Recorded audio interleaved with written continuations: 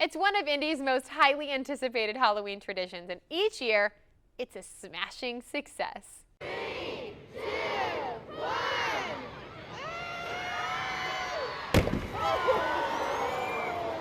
Well, the 23rd annual ZPL Smiley Morning Show Pumpkin Drop took place this morning at a new location this year, the Indiana State Fairgrounds, with kids and families enjoying the sight.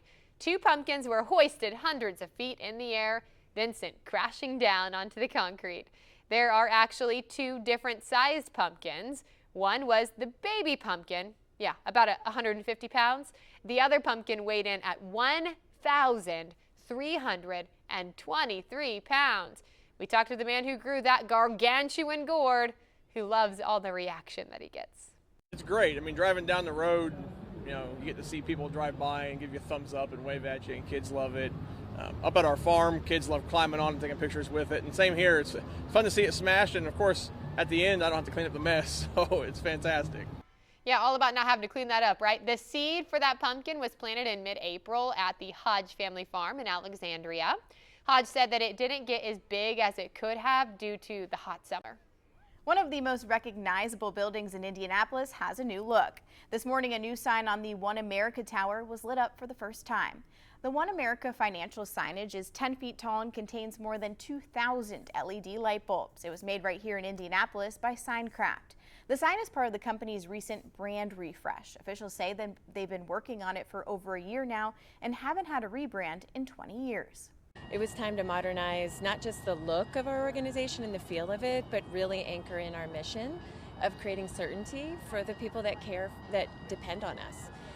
We bring life insurance, long-term care, employee benefits, and retirement solutions products to the market, and we've done it for 150 years, and it was time to go big.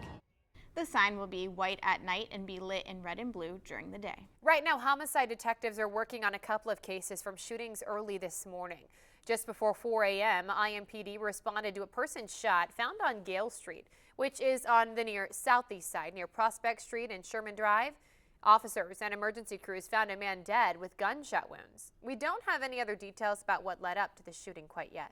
Tomorrow is Veterans Day, and today Indianapolis International Airport unveiled a new exhibit to honor veterans and celebrate the legacy of the Tuskegee Airmen. This is a traveling exhibit that can be viewed by anyone visiting the airport. Part of it is in the Civic Plaza area and a portion is past security. The airport says the exhibit is inspired by the Tuskegee Airmen's extraordinary courage, resilience, and contributions to history. It's called Tuskegee Airmen, America's Freedom Flyers. These men were America's first black military pilots who served in units formed during World War II. It's not just me and the generation that is behind our parents of the Tuskegee Airmen, but that whole legacy of information that is being passed along continually. The exhibit also highlights Indiana's ties to the Tuskegee Airmen story. Pilots trained at Atterbury Army Field and Freeman Field. The exhibit will be up through March 26, so you have plenty of time to check it out. Right now on WRTV, putting a focus on respecting and honoring those who have served our nation. You are seeing how the city of Westfield celebrated Veterans Day today. Mayor Scott Willis is a vet himself, United States Marine Corps, and a grandson of a veteran who gave his life in the line of duty. I encourage all of you to look around this room. There are lots of veterans here. Thank them for their service. Thank them for being willing to endure hardships most of us can't even fathom.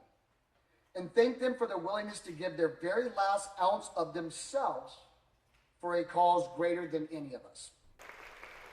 Westfield's Veterans Day ceremony was presented by Citizens Energy Group with breakfast, live performances, and special gifts for the vets there. Corporal Blake Reynolds is a 4-year veteran of the Delaware County Sheriff's Office. Around 3:30 this morning, he stopped to help a stranded semi-truck driver on Interstate 69 near mile marker 247. Indiana State Police say Corporal Reynolds pulled over with lights flashing on the right side of the interstate and was outside of his patrol car when he was struck by the driver of a Prairie Farms truck.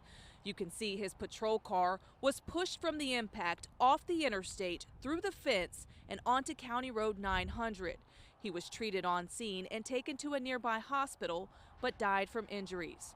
The Prairie Farms truck driver was airlifted to Ball Memorial Hospital for surgery. ISP says the driver that Corporal Reynolds was helping was not injured. Dash cameras in Corporal Reynolds' vehicle are being used in this investigation.